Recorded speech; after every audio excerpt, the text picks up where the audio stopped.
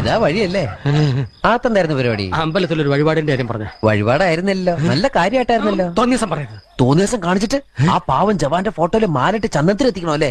പുരുഷേട്ടനെങ്ങാനും അറിഞ്ഞാ പിള്ളേച്ചന്റെ ഫോട്ടോയില് മാലിട്ട് ചന്ദനത്തിൽ എത്തിക്കേണ്ടി വരും. വെട്ടി വെച്ച് ചതറിക്കും. നാട്ടുകാരെ വിളിച്ചു കൂട്ടിട്ട് മോൻ എന്ത് കിട്ടും? എനിക്കൊന്നും കിട്ടില്ല, പിള്ളേച്ചന് കിട്ടും. നല്ല അസല് പുതുക്ക്. വലിയ നിലവിലുള്ള ആളല്ലേ, എല്ലാരും ഒന്ന് അറിയട്ടെ എന്ന്. നീ എന്റെ മാനം കളയരുത്. നിനക്ക് എന്ത് വേണേലും ഞാൻ തരാം. എന്ത് തരും?